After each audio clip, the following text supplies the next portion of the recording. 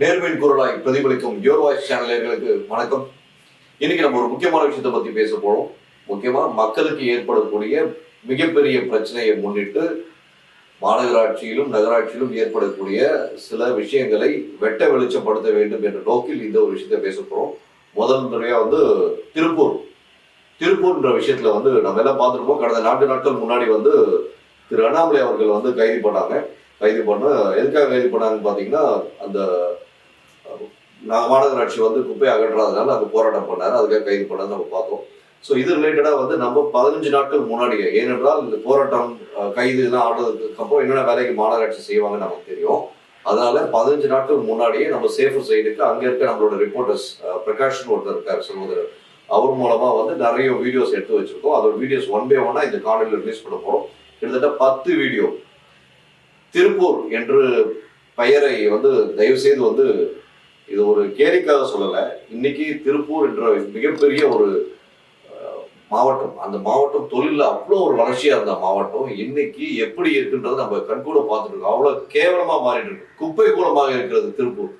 இந்த குப்பை கூலமாக இருப்பது யார் காரணம் என்று பார்த்தால் ஒரு நபர் மட்டுமல்ல, கிட்டத்தட்ட ஒரு 10-15 பேர் இன்வால்வ் ஆயிருக்காங்க. முதல் நபர் மேயர், மதிப்பிற்குரிய மேயர் தினேஷ் அவர்கள். அது தொடர்ச்சியா அங்க பகுதியில் இருக்கக்கூடிய கவுன்சிலர், சில முக்கிய நிர்வாகிகள் செய்தது. இது அரசு மீதோ இல்ல அரசு இயந்திரத்தின் மீதோ அரசியல் இயந்திரத்தின் மீதோ குறை சொல்லும் நோக்கமே கிடையாது. ஒரு மக்களுக்கு தேவையான அடிப்படை வசதியை செய்ய கூட முடியாமல் அதிலும் அரசியல் செய்யக்கூடிய ஒரு வக்கற்ற நிலையில் இன்று தள்ளப்பட்டுள்ளது தமிழகம். சரிங்களா? இதை பார்க்க வேண்டிய விஷயம் நம்ம என்னன்னு பாத்தீங்கன்னா, குப்பைகளை அகற்றலன்னு சொல்லிட்டு அங்க இருக்க பகுதி மக்கள் என்ன பண்றாங்கன்னா ஒரு போராட்டம் பண்றாங்க. அந்த போராட்டத்துல திருப்பூர் பகுதி மக்கள் தங்களுடைய குப்பைகள் அகற்றலன்னு சொல்லி போராட்டம் பண்ணும்போது அந்த இடத்துல சில விஷமிகள் மேயரை தரக்குறைவா பேசினதாலும், அதுக்காக மேயர் அவர்கள் யார் பேசணும் அவர் மன்னிப்பு கேட்கணும்னு சொல்லி ஒரு கோரிக்கை வைத்ததாகவும், அந்த கோரிக்கையின் பேரில் 2 நாள் 3 நாள் கழித்து மக்கள் எல்லாம் ஒன்று சேர்ந்து ஒரு வீடியோ ரிலீஸ் பண்ண மாதிரி இந்த மாதிரி நியூஸ் எல்லாம் வந்துட்டு இருந்தது. ஸோ இந்த மாதிரி நியூஸ் வரும்போதே நம்ம என்ன பண்ணோம், அந்த ரிப்போர்ட்டர்ஸ் மூலமா இந்த 10 இடங்கள்ல நம்ம வீடியோ ஷூட் பண்ணி வச்சிருக்கோம். ஒரு நாளைக்கு அப்ராக்சிமேட்டா திருப்பூர்ல மட்டும் கொட்டக்கூடிய குப்பையின் எண்ணிக்கை எவ்வளவு பார்த்தீங்கன்னா 600 - 700 டன் இருக்கும் அப்ராக்சிமேட்டா. ஸோ இந்த 700 டன் குறைஞ்சபட்சம் ஒரு 2 நாட்கள் அப்புறப்படுத்தலைன்னா அந்த இடத்துல எவ்வளவு கேவலமான ஒரு சூழ்நிலை இருக்குன்றத வீட்டுக்குள்ள இருக்க ஏசி ரூம்ல இருக்கவங்களும் யாருக்கும் தெரியாது. உள்ளபடியே இந்த காணொலி மூலமா நம்ம அரசியல் இயந்திரத்தை குறை சொல்ல விருப்பப்படலை. அரசு இயந்திரம் முறைப்படி நடக்காததற்கு அரசியல் இயந்திரத்தில் இருக்க முக்கிய நபர்களும் காரணம் என்பதை சுட்டிக்காட்ட வேண்டும் என்பதற்காக இந்த ஒரு காணொலி. சரிங்களா? இதுல சென்ட்ரல் கவர்மெண்ட் ஒரு நார்ம்ஸ் கொடுத்துருக்காங்க, பல்க் வேஸ்ட் மேனேஜ்மெண்ட். இந்த முறையா பின்பற்றணும்னு சொல்லிட்டு ஒவ்வொரு மாநிலத்துக்கும் கொடுத்துருக்காங்க. இந்த பல்க் வேஸ்ட் மேனேஜ்மெண்ட் இந்த பாலிசி கரெக்டா ஃபாலோ பண்றாங்களா அப்படின்னு பாத்தீங்கன்னா, சென்னை போன்ற முக்கிய நகரங்களை ஃபாலோ பண்றாங்க. கோயம்புத்தூர்ல ஓரளவுக்கு கரெக்டா ஃபாலோ பண்றாங்க. ஆனால் திருப்பூர் தொழில் நகரம் என்பது எல்லோருக்கும் தெரியும். கோயம்புத்தூர் தொழில் நகரம் என்பது எல்லோருக்கும் தெரியும். அப்படி இருக்கும் தருவாயில் ஒரு நாளைக்கு 600-700 டன் கிட்டத்தட்ட ஒரு 9 நாள் மேல அகற்றப்படாம இருந்தா எப்படி ஒரு நாத்தம் முடிச்சிருக்கும் அந்த ஊர். அதனால திருப்பூர் என்ற பெயரை திமுக ஒவ்வொருத்திலையும் பெயர் வித்தியாசமா பெயர் வைக்கிறது தான் வல்லவர்கள்.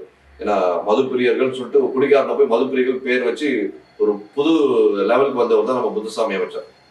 அது போல திருப்பூர் என்ற ஒரு மாவட்டத்திற்கு மினி பீகார் நகர் மாத்துறீங்க. ஏன்னா நீங்க எதிர்கட்சியா இருக்கும்போது வட இந்தியர்கள்லாம் இந்த மாதிரி பண்ணிடுறாங்க, என்னென்ன காணொலி போட்டீங்கன்றது எல்லாரும் தெரியும். எந்த அமைச்சர் பேசினாங்க, எந்த முக்கிய தலைவர்கள் பேசினாங்கன்னு நம்ம கிட்ட காணொலி இருக்கு. சரிங்களா?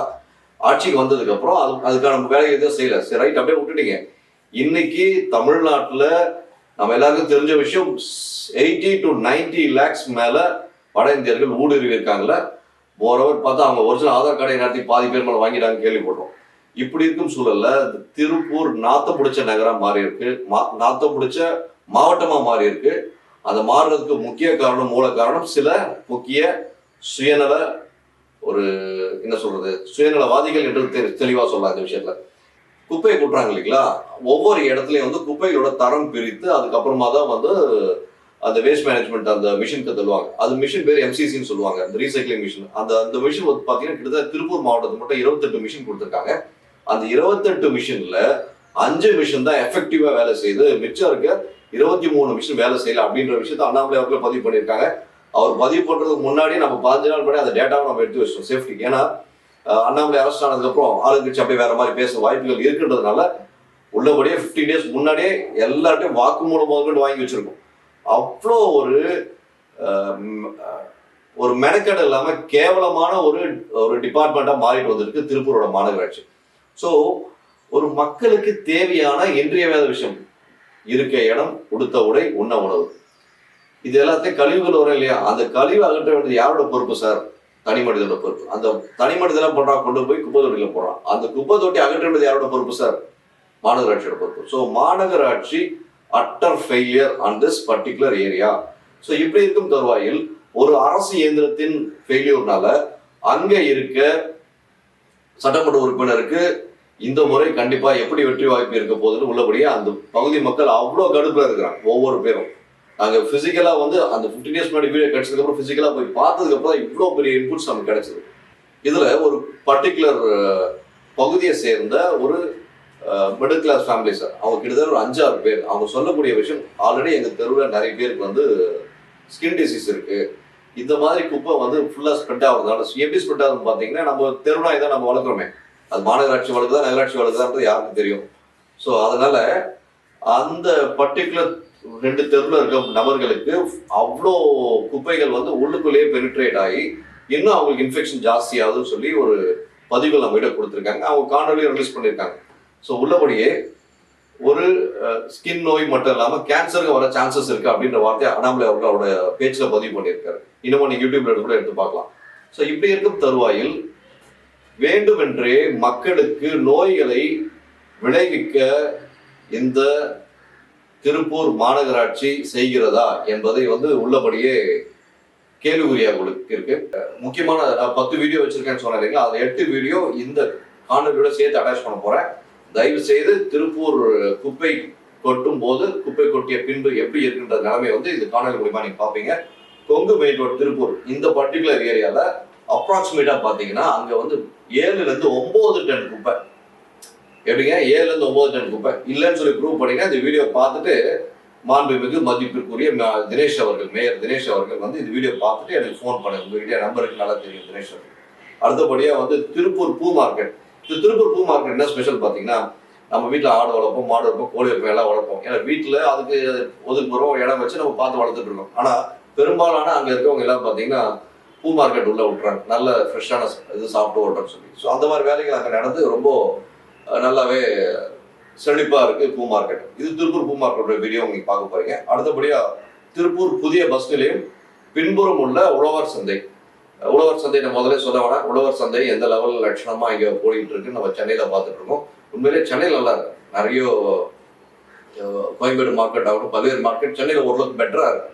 ஆனா மற்ற மாவட்டங்கள்ல இருக்கிறதுலே மட்டமா தான் இருக்கு. அதுக்கு அடுத்தபடியா காந்தி நகர் பழைய எஸ்பி ஆஃபீஸ் இணைப்பு சாலை, அந்த இடத்த போய் பாருங்க. இது வெறும் 50 செகண்ட் வீடியோ தான். ரொம்ப தூய்மையா இருக்கு, குப்பையே இல்லாம அவ்வளோ சிறப்பா இருக்கு.